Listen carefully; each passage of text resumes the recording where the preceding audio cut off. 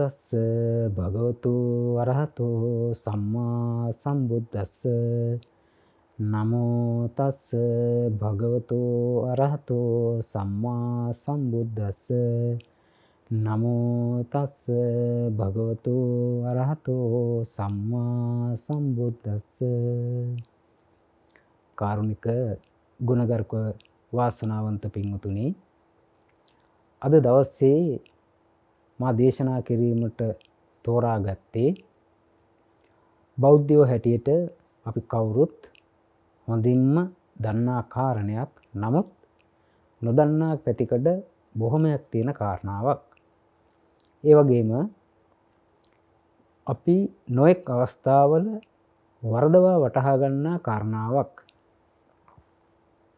බෞද්ධයින් හැටියට අපි හැම දෙනෙක්ම පන්සිල් සමාදන් වෙනවා. පන්සිල් සමාදන් වෙනකොට අපි පළමුවෙන්ම සමාදන් වෙන ශික්ෂාපදය තමයි පාණාතිපාතා වේරමණී සික්ඛාපදං සමාදියාමි කියලා කියන්නේ. මේ ශික්ෂාපදයෙන් කියවෙන්නේ, එහෙමත් නැත්නම් අපි සමාදන් වෙන්නේ මම ප්‍රාණඝාතයෙන් වළකිමි, එහෙමත් නැත්නම් පරපණ නැසීමෙන් වළකිමි කියන කාරණාව. මොකක්ද මේ ප්‍රාණඝාතය කියලා කියන්නේ? කොහොමද ප්‍රාණඝාත අකුසල කර්මයක් සිද්ධ වෙන්නේ? මේක දන්නේ නැත්නම් මේ ශික්ෂාපදය සමාදන් වීමේ අර්ථයක් නැහැ. මොකද ප්‍රාණඝාතය සිද්ධ වෙන ආකාරය හරියට නොදැන අපිට මේ ශික්ෂාව රකින්නට විදිහක් නැහැ.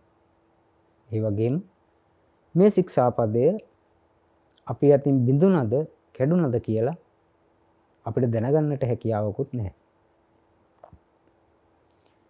පින්වත්නි, මේ ධර්මයේ සඳහන් වෙනවා මේ ප්‍රාණඝාතය කියන අකුසල කර්මය සිද්ධ වීම සඳහා කාරණා 5ක් සම්පූර්ණ වෙන්නට ඕනේ කියලා. මොනවද මේ කාරණා 5? පණ ඇති සතෙක් ඉන්නට ඕනේ. පණ ඇති සතෙක් ඉන්නට ඕනේ. පණ ඇති බව දැනගන්නටත් ඕනේ. පණ ඇති සතෙක් ඉන්නට ඕනේ. පණ ඇති බව දැනගන්නට ඕනේ. මැරීමේ සිතක් චේතනාවක් පහළ වෙන්නටත් ඕනේ. මේ සතා ඝාතනය කරනවා, මරනවා කියලා සිතක් පහළ වෙන්නටත් ඕනේ.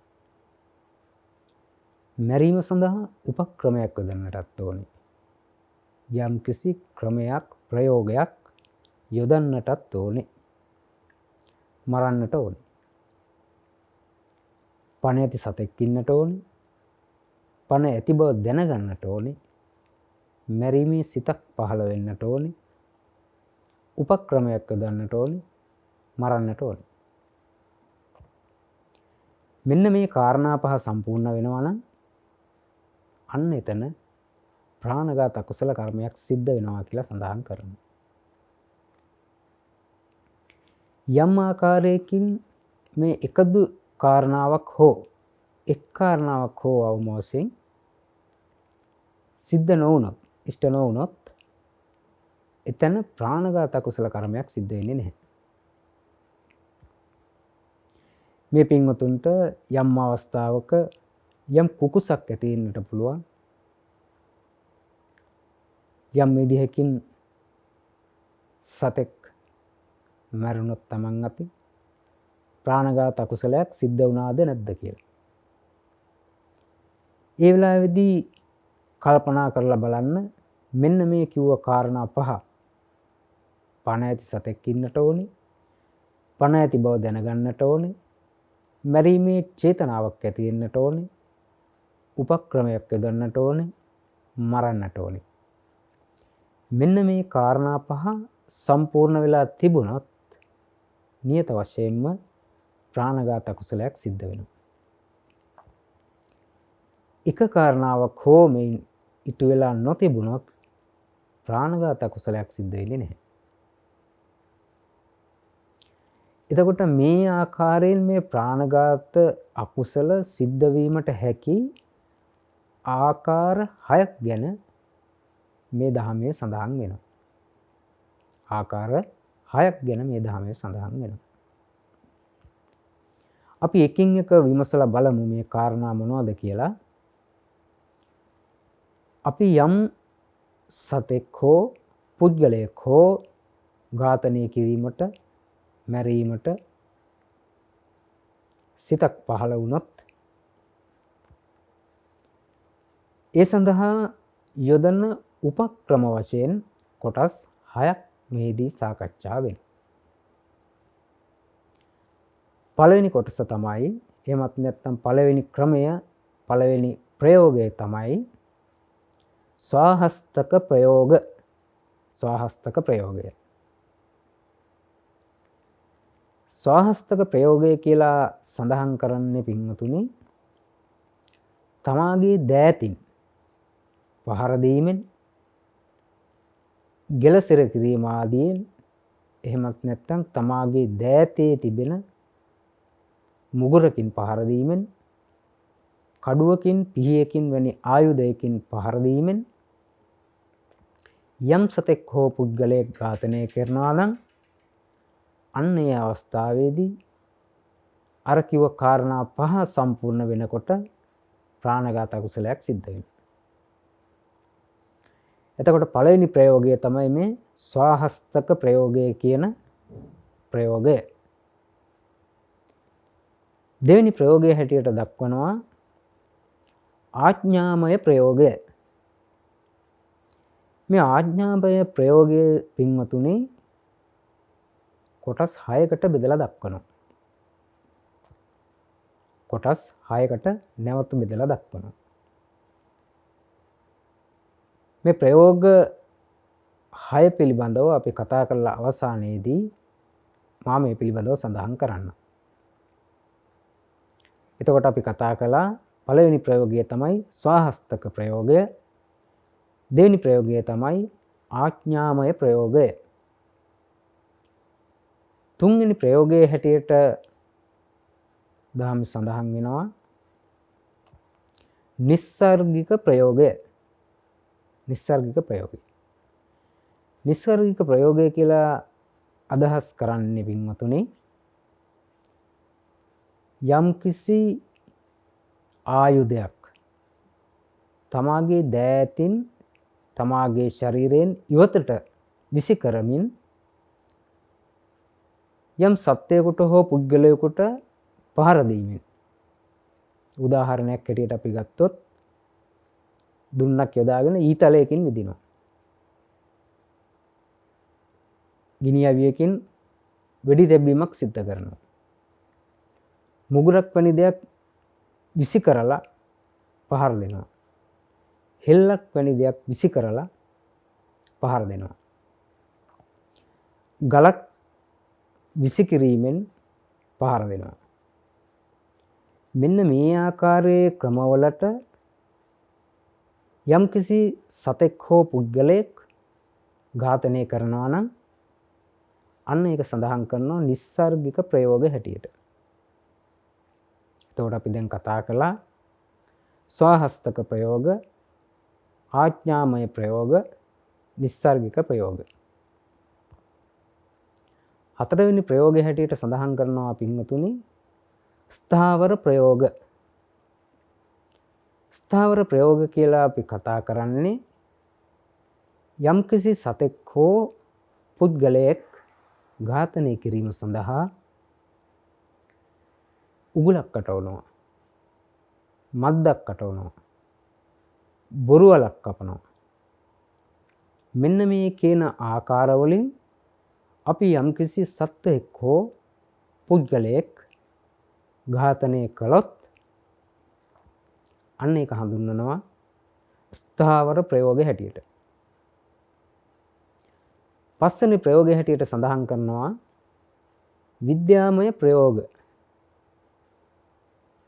වර්තමානයේ මේ ක්‍රමය භාවිතා වෙනවද නැද්ද කියන එක අපිට නිශ්චිතවම කියන්නට බැරි වුණත් යම් ආකාරයකින් භාවිතා වෙන්නටත් ඉඩ තියෙනවා, නොවෙන්නටත් ඉඩ තියෙනවා. නමුත් මේ ස්වාක්ඛාත වූ දහම තුළ මේ කාරණාවත් සඳහන් කරලා තියෙනවා. විද්‍යාමය ප්‍රයෝග. මේකෙදි සඳහන් කරනවා මේ අංගම් පිබීම, හදිහූනියම් කිරීම, පිල්ලිය වීම, යන්ත්‍ර මන්ත්‍ර පාවිච්චි කිරීමෙන් මෙන්න මේ ආකාරයෙන් සිද්ධ කරන්නා වූ ආකාරයකට යම් සතෙක් හෝ පුද්ගලයෙක් ඝාතනය කරනවා නම් අන්න ඒක හඳුන්වනවා විද්‍යාමය ප්‍රයෝග හැටියට. 6 වෙනි කාරණය, අවසාන කාරණය, 이르දිමය ප්‍රයෝග. මේ 이르දිමය ප්‍රයෝග බොහෝ විට පින්වතුනි අපි කතා කරන්නේ අමනුෂ්‍යයන් සම්බන්ධයෙන්. යක්ෂයින්, ප්‍රේතයින් වැනි අමනුෂ්‍යයින්. මේ 이르දි බලයේ තියෙන අමනුෂ්‍යයෝ ඉන්නවා. මෙන්න මේ අය තමන්ගේ 이르දිය පාවිච්චි කරලා නොයෙක් බියකරු වේශයන් මවාගෙන මිනිසුන් බය කිරීමෙන් මරණයට පත් කරනවා. මෙන්න මේකට අපි සඳහන් කරනවා 이르දිමය ප්‍රයෝග කියලා. එතකොට අපි කතා කළා ස්වහස්තක ප්‍රයෝග, තමාගේ දෑතින් පහර දීම ආදියෙන්, ගැලසිර කිරීම ආදියෙන් සතෙකුගේ හෝ පුද්ගලයෙක්ගේ දිවි තොර කිරීම ස්වහස්තක ප්‍රයෝග ගණයට වැටෙනවා. ඊළඟට ආඥාමය ප්‍රයෝග. තමන් ඒ කාර්යය සිද්ධ කරන්නේ නැහැ. අපි වෙනත් කෙනෙක් ලවා ඒ කාර්යය සිද්ධ කරගන්නවා. වෙනත් අයෙකුට කියලා අපි ඒ කාර්යය සිද්ධ කරගන්නවා. අන්න ඒක සඳහන් කරනවා ආඥාමය ප්‍රයෝග හැටියට. 3 වෙනි ප්‍රයෝගය තමයි නිස්සර්ගික ප්‍රයෝග. නිස්සර්ගික ප්‍රයෝග හැටියට අපි සඳහන් කළා තමාගෙන් ඉවතට යමක් විසිකිරීමෙන් එය යම් සත්වයෙකුගේ, පුද්ගලයෙකුගේ ශරීරය තුළට කිඳා බහින්නට, ගැටෙන්නට සලස්වා සිද්ධ කරන්නා වූ ප්‍රාණඝාතය. මේක අපි සඳහන් කළා නිස්සර්ගික ප්‍රයෝග හැටියට. ඊළඟ කාරණය ස්ථාවර ප්‍රයෝග. මදු යටවීමෙන්, උගුල් යටවීමෙන්, බොරු වලවල් කැපීමෙන් ආදියෙන් යම් කිසි සතෙක් පුද්ගලයෙක් ඝාතනය කරනවා නම් අන්න ඒක හඳුන්වනවා ස්ථාවර ප්‍රයෝග හැටියට. මේ ගැන අපි කරුණු ස්වල්පයක් සාකච්ඡා කරන්නට අවශ්‍යයි. මා ඒ පසුව සඳහන් කරන්න. ඊළඟ කාරණය තමයි විද්‍යාමය ප්‍රයෝග. හදිහූනියම් කිරීම, යන්ත්‍ර මන්ත්‍ර පාවිච්චි කිරීමෙන් පිල්ලි ආදී යැවීම, මෙන්න මේ ආකාරයේ ක්‍රමවලින් යම් සතෙක් පුද්ගලයෙක් ඝාතනය කරනවා නම් අන්න ඒක අපි හඳුන්වනවා විද්‍යාමය ප්‍රයෝග හැටියට. අවසාන කාරණය හැටියට සඳහන් කළේ 이르දි මගින් මිනිසුන් බියපත් කිරීමෙන් ඝාතනය කිරීම. මෙන්න මේ ක්‍රම 6න් යම් සතෙක් පුද්ගලයෙක් අපි ඝාතනය කරනවා නම් අන්න ඒ අවස්ථාවේදී ප්‍රාණඝාත අකුසල අපිට සිද්ධ වුණා කියලා සඳහන් කරනවා. මේ ක්‍රම 6 දෙවෙනි කාරණේ හැටියට අපි සඳහන් කළා ආඥාමය ප්‍රයෝග කියලා ප්‍රයෝගයක් ගැන. මේ ආඥාමය ප්‍රයෝගය කියන එකත් පින්වතුනි තව දුරටත් විස්තර කරලා තියෙනවා දහමේ.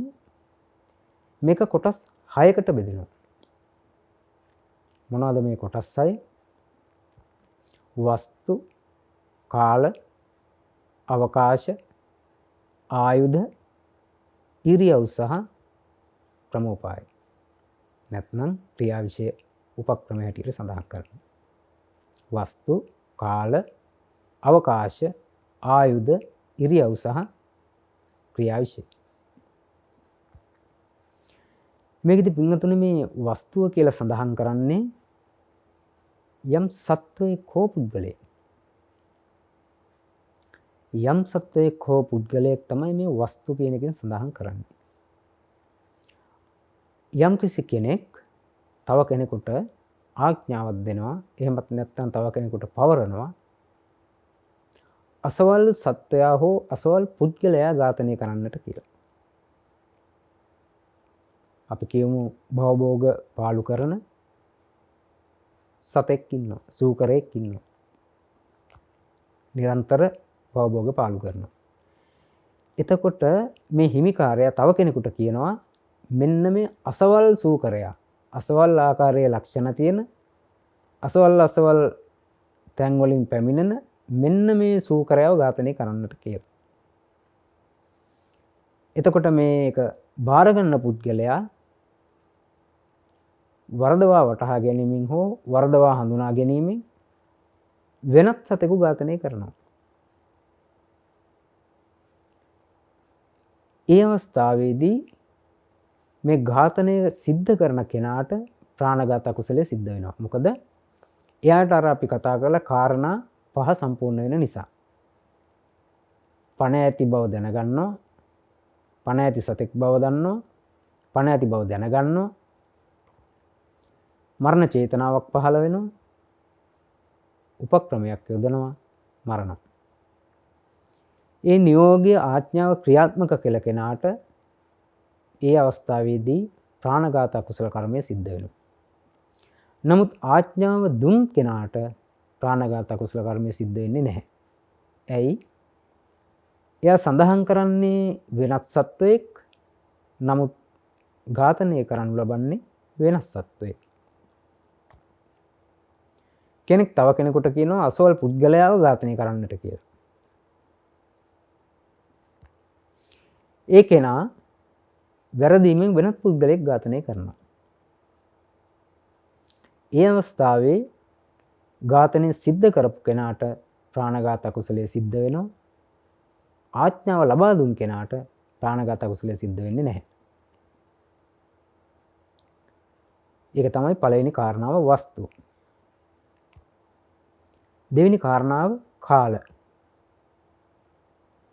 යම් පුද්ගලයෙක් තවත් පුද්ගලයෙකුට ආඥා කරනවා, අණ කරනවා, නැත්නම් කෙනෙකුට පවරනවා, අසවල් සත්වයා හෝ අසවල් පුද්ගලයා හෝ රාත්‍රියේදී ඝාතනය කරන්න, රාත්‍රී කාලයේදී ඝාතනය කරන්න ආඥාවක් දෙන්න. මේ ආඥාව ලබාගෙන ක්‍රියාත්මක කරන පුද්ගලයා ඒක රාත්‍රී කාලයේදී ඔහුට කරන්නට බැරි වෙනවා. ඔහු දිවා කාලයේදී ඒ කාර්යය සිද්ධ කරනවා. ඒ අවස්ථාවේදී ඝාතනය සිද්ධ කළ කෙනාට ප්‍රාණඝාත අකුසලයේ සිද්ධ වෙනවා. නමුත් ආඥා කළ කෙනාට ප්‍රාණඝාත අකුසලයේ සිද්ධ වෙන්නේ නැහැ. මොකද කාලය වෙනස්. ඒ පුද්ගලයා ආඥා කළේ රාත්‍රියේදී ඝාතනය කරන්නට කියලා. නමුත් ඝාතනය කරන්නේ දිවා කාලයේදී. යම් පුද්ගලයෙක් ආඥා කරනවා, අණ කරනවා තවත් කෙනෙකුට යම් සතෙක් හෝ පුද්ගලයෙක් දිවා කාලයේදී ඝාතනය කරන්නට කියලා. නමුත් ඒ කාර්ය සිද්ධ කරන කෙනා රාත්‍රී කාලයේදී ඒක සිද්ධ කරනවා. අන්න ඒ අවස්ථාවේදීත් මේ ආඥා කරපු කෙනා ප්‍රාණඝාත අකුසලයෙන් නිදහස් වෙනවා. නමුත් ඒක ඉෂ්ට කරපු කෙනාට නියත වශයෙන්ම ප්‍රාණඝාත අකුසලයේ සිද්ධ වෙනවා. මොකද කාලය වෙනස් නිසා ආඥා කරපු කෙනා මේන් ගැලවුණා. නමුත් අර කාරණා 5 සම්පූර්ණ කරපු නිසා අරක ඉෂ්ට කරන පුද්ගලයා එයාට ප්‍රාණඝාත අකුසලයේ සිද්ධ වෙනවා. ඒක තමයි දෙවෙනි කාරණය, කාලය. තුන්වෙනි කාරණය අවකාශ. පින්වතුනි, මේ අවකාශ කියලා සඳහන් කරන්නේ ස්ථානය නැත්තම් තැන. කෙනෙක් තව පුද්ගලයෙකුට අණ කරනවා, අසවල් සත්වයා හෝ අසවල් පුද්ගලයා අසවල් තැනදී ඝාතනය කරන්න. මිදුලේදී ඝාතනය කරන්න, පාරේ අසවල් වංගුව ළඟදී ඝාතනය කරන්න, ලිඳ ළඟදී ඝාතනය කරන්න, හේනේදී ඝාතනය කරන්න. සතෙක් නම් මේ ආකාරයට ආඥාව ලබා දෙන පුද්ගලයා අණ කරලා අණ කර සිටිනවා. මේ ආඥාව පිළිගන්න කෙනා, මේ කාර්යය ඉෂ්ට කරන කෙනා වෙනත් තැනකදී ඒ කාර්යය කරනවා. උදාහරණයක් හැටියට පාරේ අසවල් වංගුව ළඟදී ඝාතනය කරන්නට කියලා ආඥාව දෙන පුද්ගලයා කිව්වත් මේක සිද්ධ කරන පුද්ගලයා එසේ කරන්නේ නැහැ. නිවසට පැමිණි අවස්ථාවේදී මිදුලේදී ඝාතනය කරනවා. සතෙක් නම් යම් තැනකදී ඝාතනය කරන්නට කිව්වනම් ඒ තැන නැතුව වෙනත් තැනකදී ඝාතනය කරනවා. ඒ අවස්ථාවේදී මේ ඝාතනය සිද්ධ කරන පුද්ගලයාට කාරණා පහ සම්පූර්ණ වෙන නිසා ප්‍රාණඝාත අකුසලයේ සිද්ධ වෙනවා. නමුත් අනකරපු කෙනා මෙයින් විදෙනවා. හේතුව ස්ථානය වෙනස් වෙනවා. ස්ථානය අවකාශය වෙනස් වෙනවා. එතකොට මේක තමයි මේ අවකාශ කියන කාරණයෙන් අදහස් වෙන්නේ. එතකොට අපි කතා කළා වස්තු, කාල, අවකාශ කියන කාරණා තුන. ඊළඟ කාරණය තමයි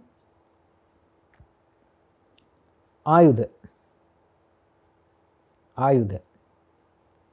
ආයුධ කියලා කියනකොට පින්වතුනි කෙනෙක් තව පුද්ගලයෙකුට අණ කරනවා අසවල් සත්වයා හෝ අසවල් පුද්ගලයාව පිහියක් පාවිච්චි කිරීමෙන් ඝාතනය කරන්න. කඩුවක් පාවිච්චි කිරීමෙන් ඝාතනය කරන්න. තුවක්කුවක් පාවිච්චි කිරීමෙන් ඝාතනය කරන්න. එහෙමත් නැත්නම් මුගුරක් පාවිච්චි කිරීමෙන් ඝාතනය කරන්න. නමුත් මේ ඝාතනය සිද්ධ කරන කෙනා පිහියක් පාවිච්චි කරලා ඝාතනය කරන්නට කියලා ආඥාවක් දීලා තියෙනවා. නමුත් ඒ ආඥාව පිළිපදින පුද්ගලයා මුගුරක් පාවිච්චි කිරීමෙන් මේ ඝාතනය සිද්ධ කරනවා. එහෙමත් නැත්නම් පිහියක් පාවිච්චි කිරීමෙන් ඝාතනය කරන්නට කියලා ආඥා කරලා තියෙනවා. තුවක්කුවක් පාවිච්චි කිරීමෙන් මේ ඝාතනය සිද්ධ කරනවා. ඒ අවස්ථාවේදී මේ ඝාතනය සිද්ධ කරපු කෙනා කාරණා පහ සම්පූර්ණ වෙන නිසා ප්‍රාණඝාත අකුසලයට හසු වෙනවා. නමුත් ආඥා කරපු කෙනා මේ ප්‍රාණඝාත අකුසල කර්මයෙන් ගැලවෙනවා. එයාට ප්‍රාණඝාත අකුසලයේ සිද්ධ වෙන්නේ නැහැ. මොකද හේතුව ආයුධය වෙනස්. ඊළඟ කාරණාව ඉරියව්ව. කෙනෙක් තව පුද්ගලයෙකුට අණ කරනවා අසවල් සත්වයා හෝ අසවල් පුද්ගලයා නිදා සිටියේදී ඝාතනය කරන්න කියලා. නමුත් මේක ඉෂ්ට කරන පුද්ගලයා ඒ සත්වයා හෝ පුද්ගලයා ඇවිදිමින් සිටියේදී ඝාතනය කරනවා. ආඥා කරනවා නිදාගෙන සිටියේදී ඝාතනය කරන්නට කියලා. නමුත් ඝාතනය කරන පුද්ගලයා ඒ සත්වයා හෝ පුද්ගලයා ඇවිදිමින් සිටින අතරතුර ඝාතනය කරනවා. ඒ අවස්ථාවේදී ආඥා කරපු කෙනා ප්‍රාණඝාත අකුසලයෙන් ගැලවෙනවා. එයාට ප්‍රාණඝාත අකුසලයේ සිද්ධ වෙන්නේ නැහැ. හැබැයි මේ ආඥාව ක්‍රියාත්මක කරපු කෙනා කාරණා පහ සම්පූර්ණ කරන නිසා ප්‍රාණඝාත අකුසලයට හසු වෙනවා. මේක තමයි ඉරියව්ව. ඊළඟ කාරණේ හැටියට අපි සඳහන් කළා ක්‍රියාවිචය. එහෙමත් නැත්නම් අපි යොදන උපක්‍රමය. කෙනෙක් තව පුද්ගලයෙකුට සඳහන් කරනවා ආඥා කරනවා අසවල් සත්වයා හෝ අසවල් පුද්ගලයා වසදීමෙන් ඝාතනය කරන්නට කියලා සඳහන් කරනවා. නමුත් මේක ක්‍රියාත්මක කරන පුද්ගලයා ඒ දේ කරන්නට ඔහුට හැකියාවක් ලැබෙන්නේ නැහැ. ඔහු මොකද කරන්නේ? වෙඩි තැබීමෙන් ඝාතනය කරනවා. උපක්‍රමය වෙනස් කරනවා. මේ අවස්ථාවේදී මොකද වෙන්නේ? මේ ඝාතනය සිද්ධ කරපු කෙනා කාරණා පහ සම්පූර්ණ කරනවා. එයා ප්‍රාණඝාත අකුසලයට හසු වෙනවා. නමුත් ආඥා කරපු කෙනා ප්‍රාණඝාත අකුසලයෙන් මිදෙනවා.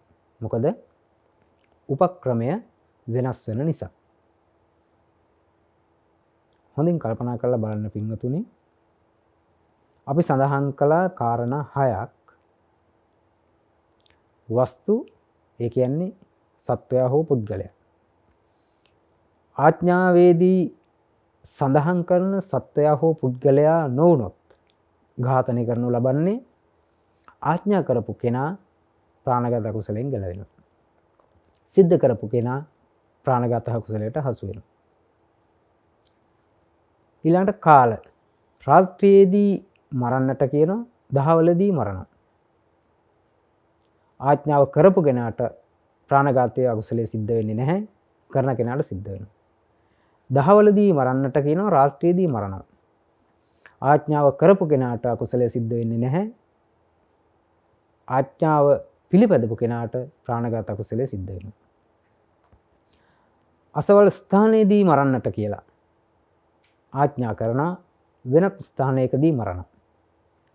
මේ අවස්ථාවේදී ආඥාව කරපු කෙනා ප්‍රාණඝාත අකුසලයෙන් ගැලවෙනවා.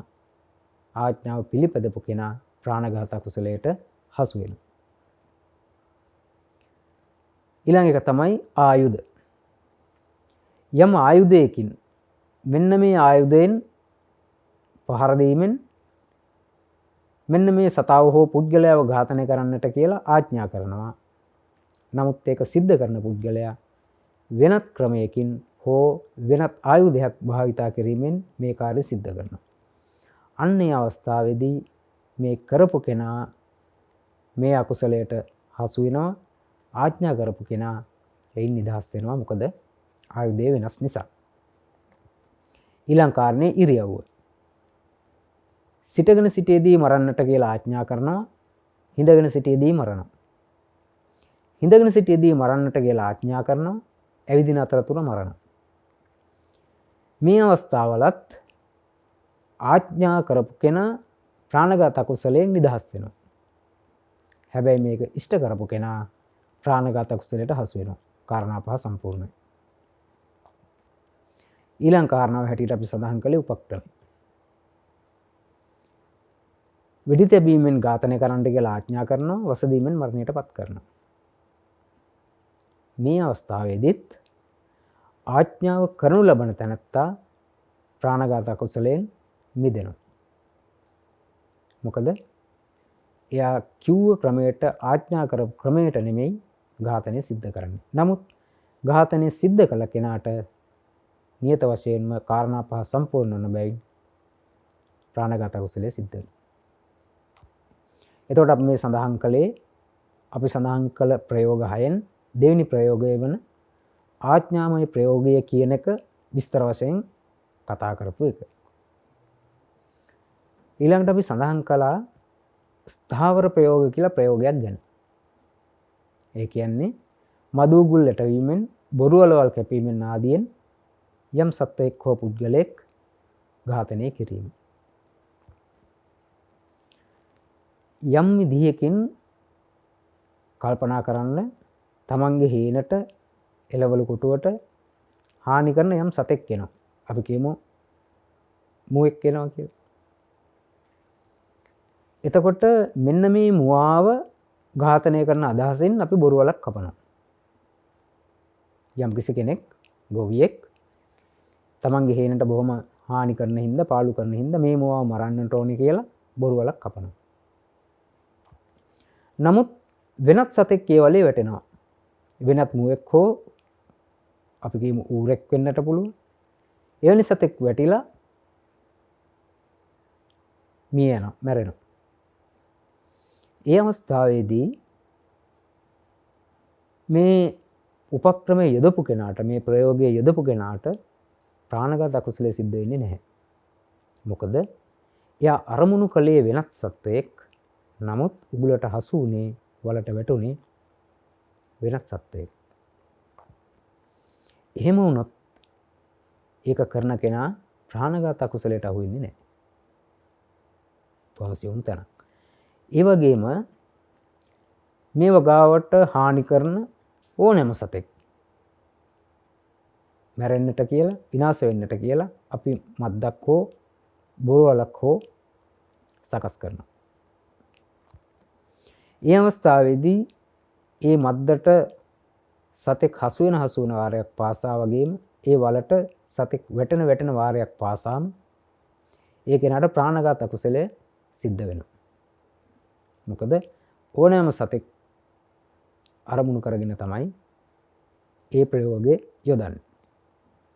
ඒ නිසා ඒ අවස්ථාවේදී ප්‍රාණඝාත අකුසලයේ සිද්ධ වෙනවා. එතකොට මේක තමයි පින්වතුනි මේ ප්‍රාණඝාත අකුසලයක් අපිට සිද්ධ විය හැකි ආකාර. අපි මූලික වශයෙන් ප්‍රයෝග වශයෙන් 6ක් කතා කළා. ඒකේ ආඥාමය ප්‍රයෝගය කියන එක නැවත අපි කොටස් 6කට බෙදලා කතා කළා. ඊට පස්සේ ස්ථාවර ප්‍රයෝගය කියන එක අපි විස්තර වශයෙන් කතා කළා. මෙන්න මේ ඕනෑම ආකාරයකට කෙනෙක් හෝ සතෙක් හෝ පුද්ගලයෙක් ඝාතනය කරනවා නම් ඒ කරන කෙනාට ප්‍රාණඝාත අකුසලයේ සිද්ධ වෙනවා. පණ තියෙන සතෙක් ඉන්නට ඕන. පණ තියෙන බව දැනගන්නට ඕන. මරණ චේතනාවක් පහළ වෙන්නට ඕන. උපක්‍රමයක් යොදන්නට ඕනේ. මෙන්න මේ උපක්‍රමය කියන තැනදී තමයි අර ප්‍රයෝග 6 යෙදෙන්නේ. ප්‍රයෝග 6 යෙදෙන්නේ. ඒ උපක්‍රමය පාවිච්චි කරලා මරන්නට ඕනේ. ඝාතනය කරන්නට ඕනේ. අන්න එතකොට ප්‍රාණඝාත අකුසලයේ කියන එක සිද්ධ වෙනවා. කෙනෙක් ප්‍රාණඝාතයෙන් වළකිනවා නම් ප්‍රාණඝාත අකුසලයෙන් වළකිමි කියලා ශික්ෂාපදයක් සමාදන් වෙනවා නම් මෙන්න මේ කිව්ව සියලුම කාරණා වලින් වළකින්නට ඕනේ. ආඥාවකින්වත් බෑ. මේ සියලුම කාරණා වලින් වළකිනවා කියන එක තමයි අපි පාණාතිපාතා වේරමණී සික්ඛාපදං සමාදියාමි කියලා සමාදන් වෙන්නේ. පින්වතුනි තවත් විශේෂ වැදගත් කොටසක් තියෙනවා මේ ප්‍රාණඝාතය කියන එකේ අපි සඳහන් කරනවා ආනන්තරීය පාප කර්ම කියලා අපි සඳහන් කරනවා. දහමි සඳහන් වෙනවා යම් අකුසල කර්ම කොටසක්. ඒකෙදි මේ ප්‍රාණඝාතයට එතනින් සම්බන්ධ වෙනවා මූලික වශයෙන්ම කාරණා දෙකක්. මව මැරීම, පියා මැරීම සහ රහතන් වහන්සේ නමක් ඝාතනය කිරීම. ආනන්තරීය පාප කර්ම හැටියට සඳහන් වෙනවා. අපි මේ දෙක ගැන පමණයි මූලිකව කතා කරන්නට බලාපොරොත්තු වෙන්නේ. මොකද මේ ප්‍රාණඝාතය කියන එක යටතේ තමයි අපි මේ කාරණා සාකච්ඡා කරන්නේ. ඒ නිසා යම්කිසි කෙනෙක් මේ මව්පියා මැරීම කියන එක සිද්ධ කරනවා නම් ඒකත් අපිට මදක් විමසලා බලන්නට සිද්ධ වෙනවා. මොකද මේ ධර්මයේ ඉතාමත් පැහැදිලිව දක්වලා තියෙනවා යම් කෙනෙක් අතින් මව්පියා ඝාතනය වෙනවා නම් ඒක ප්‍රාණඝාතයක් වෙන්නේ කොහොමද? අනන්තරීය පාප කර්මයක් වෙන්නේ මොන අවස්ථාවවලදීද කියලා බොහොම පැහැදිලිව දක්වලා තියෙනවා. මේ සඳහා අපිට උදාහරණ වශයෙන් කතා කරන්නට පුළුවන් මේ ප්‍රධාන වශයෙන් කොටස් 4ක් දක්වලා තියෙනවා. 4 කොටස් 4ක් අපි කිව්වොත් චතුස්ක හැටියට සඳහන් කරනවා. 4 කොටස් 4. මේ පළවෙනි කොටස තමයි මව්පියා ඝාතනය කිරීම සම්බන්ධව අපි කතා කරන පළවෙනි කොටස තමයි ඒලක චතුස්කය කියලා කියන්නේ. ඒලක චතුස්කය. මේ ඒලක චතුස්කය කියන එකේදී පින්වතුනි සඳහන් කරනවා යම් කිසි තැනක එළුවෙක් නිදන් ඉන්නවා. එයා දවාලේ දකිනවා එළුවෙක් නිදාගෙන ඉන්නවා යම් තැනක. මෙයා තීරණය කරනවා රාත්‍රියේදී ගිහිල්ලා මේ එළුවා මරනවා කියලා. ඉතින් මෙයා රාත්‍රියේදී ආයුධයකුත් අරගෙන මේ එළුවා මරන්නට යනවා. ඒ යන වෙලාවේ ඒ එළුවා හිටපු තැන තමන්ගේ මව හෝ පියා නිදාගෙන ඉන්නවා. හැබැයි මේක න දන්නේ නැහැ. එළුවා මරණ චේතනාවෙන් යනවා. ඒ ස්ථානයේ තමන්ගේ මව හෝ පියා නිදාගෙන ඉන්නවා. මෙයා එළුවා කියලා හිතාගෙන පහර දීලා මරනවා. තමන්ගේ මව හෝ පියා. ඒ අවස්ථාවේදී මේක සිද්ධ කරපු කෙනාට ආනන්තරීය පාප කර්මය සිද්ධ වෙනවා. ආනන්තරීය පාප කර්මය සිද්ධ වෙනවා.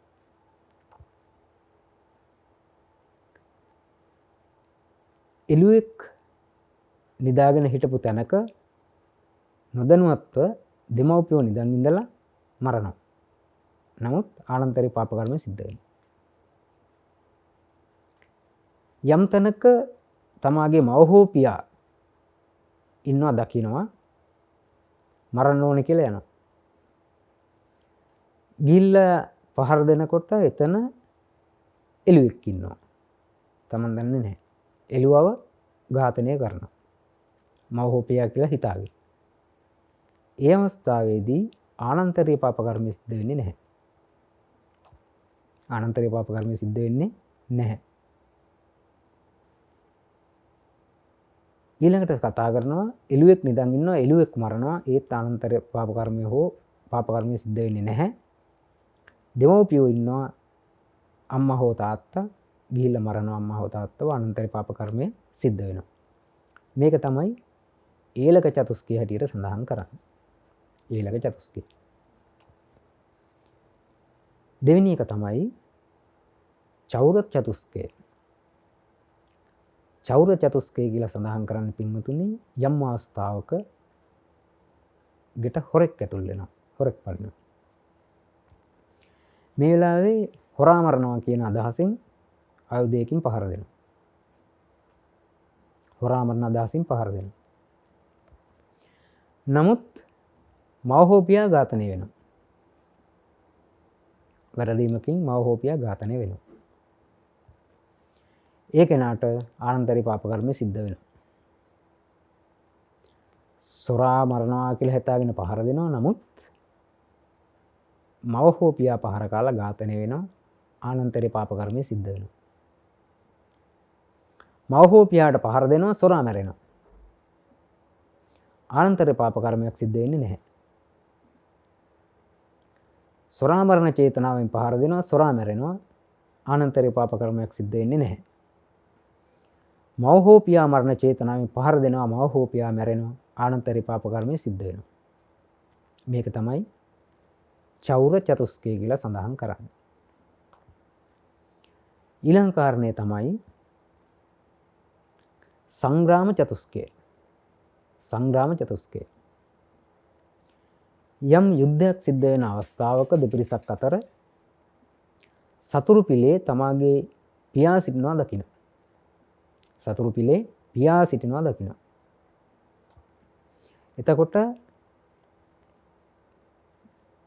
මේ සතුරන්ට පහර දෙනවා පියා බය වෙලා පලා යයි කියන අදහසින්. පියා පලා යයි කියන අදහසින් සතුරන්ට පහර දෙනවා. නමුත් මේ පහරක් පියාට වදිනවා. පියා මැරෙනවා. ඒ අවස්ථාවේ අනන්ත පාප කර්මයක් සිද්ධ වෙන්නේ නැහැ. අනන්ත පාප කර්මයක් සිද්ධ වෙන්නේ නැහැ. නමුත් යම් සතුරෙක් ඉන්නවා මේ සතුරාට අපි කියමු සතුරා පිටිපස්ස පියා ඉන්නවා. ඒ වෙලාවේ අපි ඊතලයකින් හෝ තුවක්කුවකින් හෝ පහර දෙනවා. පියා ඉන්නවා කියලා අපි දන්නවා. පියාට වදිනවා කියලා දන්නවා. දැනගෙන අපි පහර දෙනවා. සතුරා මැරෙනවා. පියාත් මැරෙනවා. ඒ අවස්ථාවේදී ආනන්තරීය පාප කර්මය සිද්ධ වෙනවා. ආනන්තරීය පාප කර්මය සිද්ධ වෙනවා. ඊළඟට අපි කතා කරනවා පලාල චතුස්කය. පලාල චතුස්කය.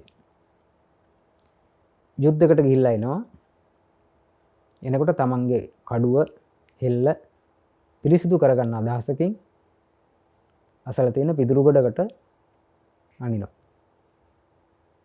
හෙල්ල හෝ කඩුව. ඒ අවස්ථාවේදී තමන්ගේ මව හෝ පියා යම් විදිහකින් ඇවිල්ලා සංගවිලා ඉන්නවා මේ පිදුරු ගොඩ ඇතුළේ. මේ හෙලි පහර හෝ කඩු පහර වැදිලා මේ මව හෝ පියා මැරෙනවා. ඒ අවස්ථාවේ ආනන්තරීය පාප කර්මය සිද්ධ වෙන්නේ නැහැ. ආනන්තරීය පාප කර්මය සිද්ධ වෙන්නේ නැහැ. නමුත් යම්කිසි අවස්ථාවක මේ හෙල්ල හෝ කඩුව මෙහෙම පිදුරු ගොට්ට පිරිසිදු කිරීම සඳහා අනිනකොට මේ තුල සතුරෙක් ඉන්නවා කියලා අදහසක් එනවා. දැනගන්නවා. සතුරෙක් ඉන්නවා. ඒ දැනගෙන අපි හෙල්ල හෝ කඩුව මේ පිටුරු කොටට අනිනවා. ඒ වෙලාවේ මව හෝ පියා සැඟව ඉන්නවා මේ පිටුරු කොට තුල. අන්න ඒ වෙලාවේදී සතුරා මරණ චේතනාවෙන්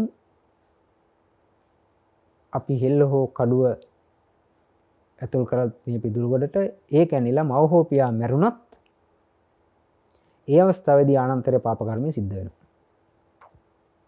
ආනන්තරී පාප කර්මය සිද්ධ වෙනවා. තවත් විශේෂ අවස්ථාවක් ගැන කතා කරනවා පින්වතුනි. ඒ කාරණාවත් අපිට වර්තමානයේ කුමන ආකාරයෙන් සිද්ධ වෙනවද නැද්ද කියන එක ගැන හරිම අදහසක් ගන්නට නොහැකි වුණත් මේ කාරණේ සඳහන් වෙනවා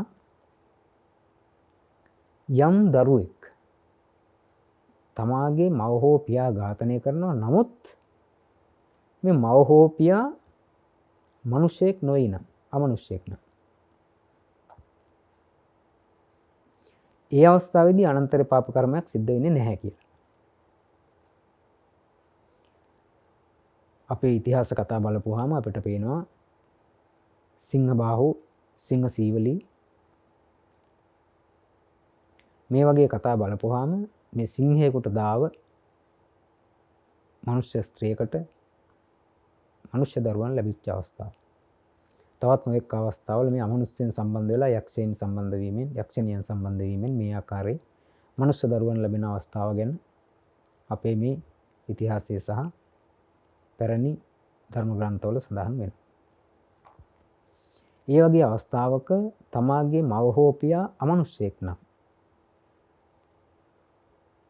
ඒ දරුවා විසින් ඝාතනය කළොත් ඒ අමනුෂ්‍යාව ආනන්තරේ පාප කර්මයක් සිද්ධ වෙන්නේ නැහැ.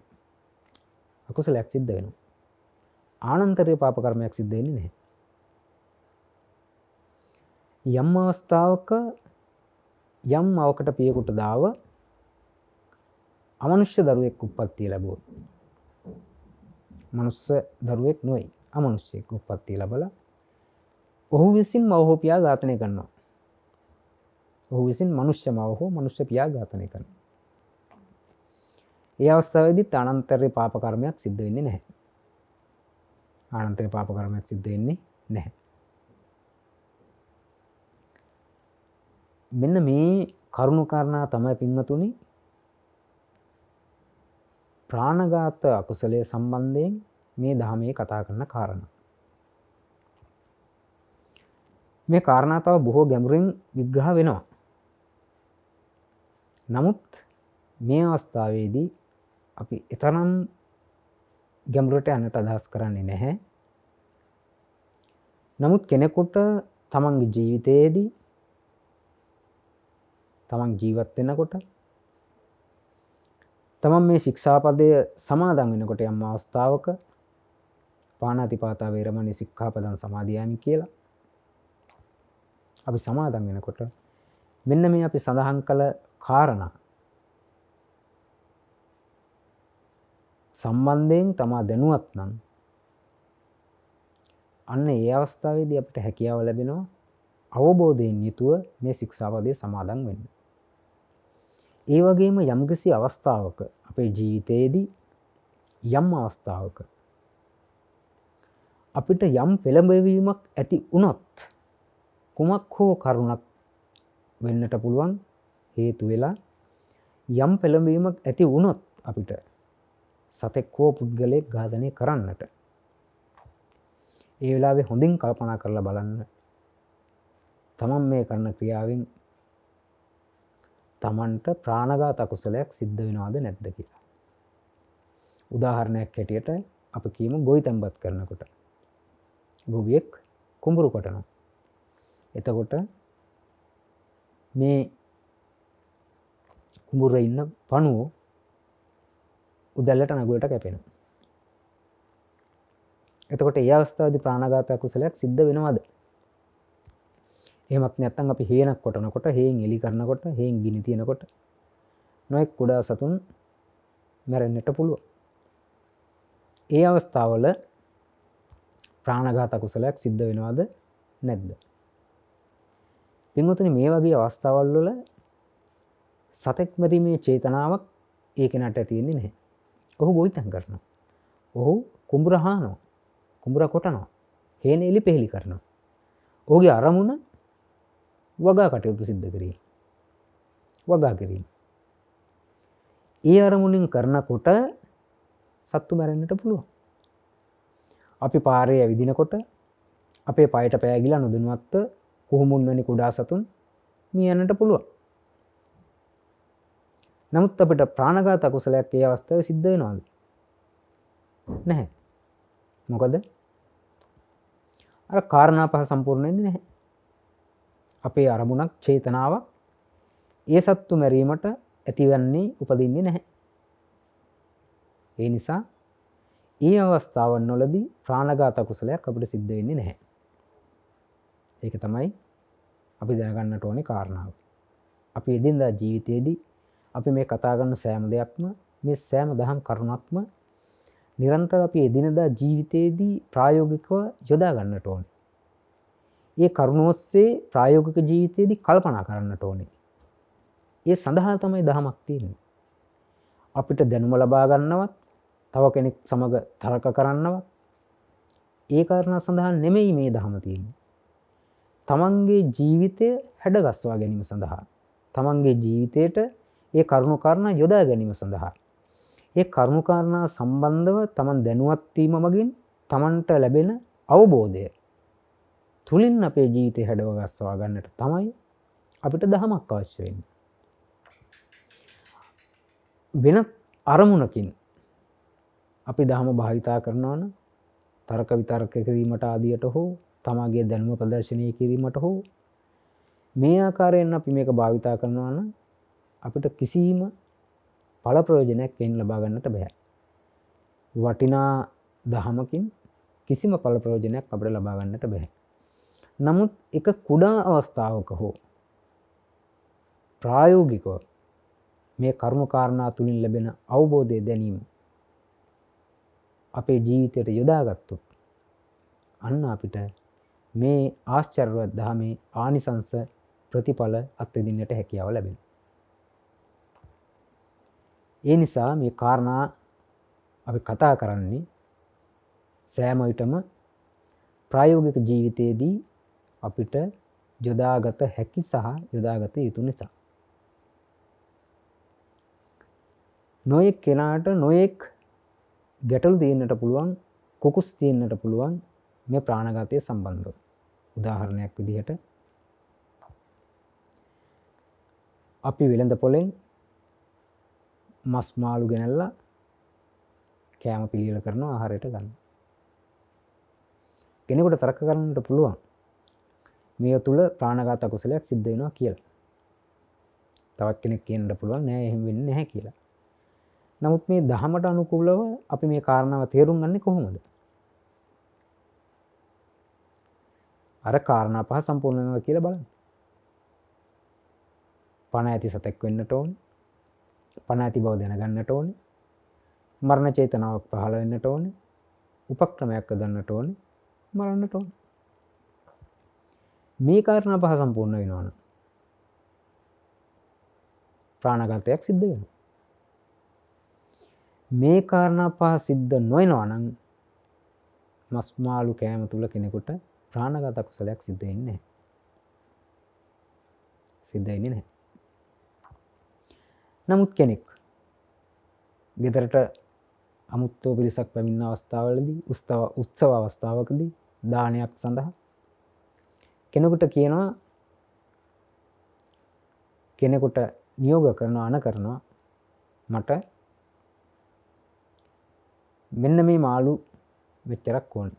මෙන්න මේ සත්‍යය මට මස් පිණිස ඕන. අන්න එතකොට ආඥාවක් අපි කරලා දෙනවා. ඒක පිළිගන්නගෙන ඒ ආකාරයෙන් මේ සත්‍යව ඝාතනය කරලා මරලා ගෙන දුන්නොත් ඒක පිළි අරගෙන ඒ කෙනා ඒ කටයුත්ත සිද්ධ කළොත් එයාට ප්‍රාණඝාත කුසලයක් සිද්ධ වෙන්නට ඉඩ තියෙනවා. එතකොට මේ කාරණා පිළිබඳව හොඳින් කල්පනා කරන්න. අපි වෙළඳ පොළට ගිහිල්ලා මස් මාළු අරගෙන ඇවිල්ලා ආහාරයට ගන්නවා නම් එතන අර කිව්ව කාරණා පහ සම්පූර්ණ වෙනවද කියලා කල්පනා කරලා බලන්න. නමුත් ඒකෙන් අදහස් කරන්නේ නැහැ මස් මාළු කෑවට කමක් නැහැ කියලා. ඒ නොකල යුතුමයි වරදක්ම කියලා කියන එක නෙමෙයි කියන්නේ. නොකරනවා නම් හොඳයි.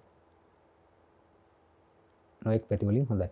නමුත් අපි මේ ප්‍රාණඝාත කියන මාතෘකාවට අදාළව පමණයි මෙතෙන්දී ඒ ගැන සාකච්ඡා කරන්න බලාපොරොත්තු වෙන්නේ. ඒ නිසා වැරදි වැටහීම් ඇති වෙන්න පුළුවන් මේ ප්‍රාණඝාතය සම්බන්ධයෙන් මෙන්න මේ අවස්ථාවවලදී ප්‍රාණඝාතයක් සිද්ධ වෙනවද නැද්ද කියලා. අර කිව්ව කාරණා පහ සම්පූර්ණ වෙනවද කියලා බලන්න. ඕනෑම අවස්ථාවක ප්‍රාණඝාතයක් සම්බන්ධයෙන් කල්පනා කරන කතා කරන ඕනෑම අවස්ථාවක මේ අපි සඳහන් කළ කාරණා ඉෂ්ට සිද්ධ වෙනවද කියලා බලන්න. ඒ විදිහට ඒ කාරණා යෙදෙනවා නම් සිද්ධ වෙනවා නම් ප්‍රාණඝාත කුසලයක් සිද්ධ වෙනවා. ඒ කාරණා ඒ ආකාරයෙන් නොයෙදෙනවා නම් ප්‍රාණඝාත කුසලයක් සිද්ධ වෙන්නේ නැහැ. එතකොට මෙන්න මේ කාරණා ටික තමයි අද මූලික වශයෙන්ම සාකච්ඡා කරන්නට අවශ්‍ය වුණේ. අපි නොදැන හිටපු කාරණා වගේම වැරදි ආකල්ප මත තිබුණා නම් ඒවා දුරු කරගෙන නිවැරදි දේ දැන ගැනීම සඳහා. අපි සංක්ෂේපයක් හැටියට ගත්තොත් මුලින්දම අපි කතා කරපු කාරණා ප්‍රාණඝාත අකුසල කර්මයක් සිද්ධ වීම සඳහා කාරණා පහක් සම්පූර්ණ වෙන්නට ඕනේ. ඒ කාරණා පහ මොනවද කියලා බැලුවොත් පණ ඇති සතෙක් ඉන්නට ඕනේ, පණ ඇති බව දැනගන්නට ඕනේ, මරණ චේතනාවක් පහළ වෙන්නට ඕනේ, උපක්‍රමයක් යොදන්නට ඕනේ, මරන්නට ඕනේ. එතකොට මෙන්න මේ උපක්‍රමයේදීම කියන තැනදී අපි කතා කළා කොටස් 6ක් පිළිබඳව, ආකාර 6ක් නැත්තම් ප්‍රයෝග 6ක් පිළිබඳව. ස්වහස්තක ප්‍රයෝග, තමන්ගේ අතින්ම සිද්ධ කරන ඝාතනය, ආඥාමය ප්‍රයෝග, කෙනෙකුට අණක් වශයෙන් ලබා දීලා කරන ඝාතනය. මේකෙත් අපි කොටස් 6ක් කතා කරා. කාලය, වස්තුව, කාලය, අවකාශය, ආයුධය, ඉරියව් සහ උපක්‍රමය කියලා. ආඥාමය ප්‍රයෝගයේ යටතේ. ඊළඟ තමයි නිස්සර්ගික ප්‍රයෝගය කියලා කියන්නේ. ඊතලයක් විදලා යමක් විසි කරලා පහර දීමකින් ඒ ආකාරයෙන් යම් කිසි සත්වයක පුද්ගලයෙක් ඝාතනය කිරීම නිස්සර්ගික ප්‍රයෝග. ඊළඟ ප්‍රයෝගය හැටියට සඳහන් කළා ස්ථාවර ප්‍රයෝග. උගුල් ඇටවීමෙන්, මදු ඇටවීමෙන්, බොරු වලවල් කැපීම ආදියෙන් යම් කිසි සතෙක් හෝ පුද්ගලයෙක් ඝාතනය කිරීම. ඊළඟ කාරණා හැටියට සඳහන් කළා විද්‍යාමය ප්‍රයෝග. හදිහූනියම් ආදියෙන්, යන්ත්‍ර මන්ත්‍ර භාවිතා කරලා පිල්ලි වැයීම ආදියෙන් යම් සතෙක් පුද්ගලයෙක් ඝාතනය කිරීම විද්‍යාමය ප්‍රයෝගයට අපි කතා කළා. ඊළඟ කාරණේ 이르දිමය ප්‍රයෝග. 이르දිමය ප්‍රයෝගය හැටියට අපි සඳහන් කළා යම් 이르දියකින් යම් බියකරු වේශයක් මවාගෙන කෙනෙක් පුද්ගලයෙක් බාහිර කරලා ඝාතනය කිරීම. එතකොට මේ ප්‍රයෝග 6ක් මේ උපක්‍රම යටතේ අපි කතා කළා. ඊළඟට අපි කතා කළා ආනන්තර පාප කර්මයකදී මේ ප්‍රාණඝාත අකුසලයේ සිද්ධ වෙන ආකාර පැහැදිලි කිරීම සඳහා චතුස්ක 4ක්, ඊළඟ චතුස්කය, චෞර චතුස්කය, සංග්‍රාම චතුස්කය සහ පලාල චතුස්කය කියලා. ඊළඟට විශේෂයෙන් සඳහන් කළා තිරිසන් දෙමව්පියෙකුට දාව මනුස්ස දරුවෙක් ඉපදුනොත් හෝ මනුස්ස දරුවෙක් විසින් අමනුස්ස දෙමව්පියෙක් ඝාතනය කළොත් මේ ප්‍රාණඝාත අකුසලයේ සිද්ධ වෙන්නේ කොහොමද කියන කාරණා. එතකොට මෙන්න මේ කාරණා ටික තමයි සංක්ෂිප්තයක් හැටියට අපි කතා කළොත් අද දවසේ අපි කතා කරන්නට යෙදුනේ. ඉතින් මේ කතා කරපු කාරණා මූලිකව අපි සඳහන් කළා වගේ නිරන්තර තමාගේ එදිනෙදා ජීවිතයේදී පැවැත්මේදී භාවිතයට යොදා ගැනීම තමයි අපි කළ යුත්තේ. යම් කටයුත්තක් අපි කරන්නට පළමුව මේ පිළිබඳව සිහිනුවණින් හිතලා බලලා මෙතනින් යම් අකුසලයක් ප්‍රාණඝාත අකුසලයක් මාතින් සිද්ධ වෙනවද මේ ආකාරයෙන් මේ කාර්යය කළොත් මේ දේ කළොත් මාතින් ප්‍රාණඝාත අකුසලයක් සිද්ධ වෙනවද මෙන්න මේ දේවල් කල්පනා කරලා බලලා ඒ කටයුතු ඉෂ්ට සිද්ධ කරන්නට අපි හැම කෙනාම වග බලා ගන්නට ඕනේ. අන්න එතකොට තමයි අපිට හැකියාව ලැබෙන්නේ අප විසින් සමාදන් වුණු ඒ පාණාතිපාතා වේරමණී සික්ඛාපදං සමාදියාමි කියන ශික්ෂාපදය නිවැරදි අයුරින් ආරක්ෂා කරන්නට. නිවැරදි අයුරින් ඒ ශික්ෂාපදය තුල අපේ ජීවිතය හික්මවාගෙන යහපත් ජීවිතයක් බවට අපේ ජීවිතය පත් කරගන්නට අපිට හැකියාව ලැබෙනවා. ඒ නිසා මේ කාරණා තමන්ගේ දැනුමට පමණක් සීමා කර නොගෙන මා නැවතත් අවධාරණයෙන් මතක් කරනවා. සෑම අවස්ථාවකදීම ප්‍රායෝගිකව තමන්ගේ ජීවිතයේදී යොදා ගන්නා භාවිතා කරන හැටියට. අද දවසේ මේ ධර්ම ශ්‍රවණය කිරීමෙන් මේ සෑම පින්වතෙක්ම එක්රැස් කරගත්තා වූ මහත් වූ කුසල සම්භාරයන් අපි අනුමෝදන් කළ යුතු සියලුම පාර්ශවයන්ට අනුමෝදන් කරමු. පළමුවෙන්ම මේ සියලු පුණ්‍ය ශක්තියින්ගේ හේතුව පිහිට ආශිර්වාදය අපගේ ගෞරවනීය අනුශාසකයන් වහන්සේ වූ අවසරයි පූජනීය මාංකඩවල සුදස්සන ස්වාමීන් වහන්සේට, අපගේ ගෞරවනීය උපාධ්‍යයන් වහන්සේ වූ අවසරයි පූජනීය මාංකඩවල නන්දරතන ස්වාමීන් වහන්සේටත්, අපගේ ගෞරවනීය ආචාර්යයන් වහන්සේ වූ අවසරයි පූජනීය කොත්මලේ කුමාරකස්සප ස්වාමීන් වහන්සේටත් අනුමෝදන් වේවා. ඒ ස්වාමීන් වහන්සේලාගේ සැප සම්පත්තිය නිරෝගී භාවය වැඩි දියුණු වේවා. ඒ ස්වාමීන් වහන්සේලා පතන් අවබෝධයකින් උතුම් නිවන සාක්ෂාත් කර ගැනීමට මේ සියලුම කුසල ධර්ම හේතු වේවා කියලා පළමුවෙන්ම ප්‍රාර්ථනා කරමු. ඊළඟට ඔබත් අපත් මේ ශ්‍රී ලංකා දීපයත් මේ සම්බුද්ධ ශාසනයත් ආරක්ෂා කරන්නා වූ සියලුම සම්‍යක් දෘෂ්ටික දෙවි දේවතාවුන් වහන්සේලාටත්, ඒ වගේම සියලුම භූමාටු දෙවිවරුන්ට, වෘක්ෂ දේවතාවුන් වහන්සේලාට මෙන්ම සියලුම ඉෂ්ඨකාරක දෙවි දේවතාවුන් වහන්සේලාටත් මේ පින් අනුමෝදන් වේවා. මේ පින් අනුමෝදන් වීමෙන් උන්වහන්සේලාගේ සැප සම්පත් ඇසීසුරු වැඩි දියුණු වේවා.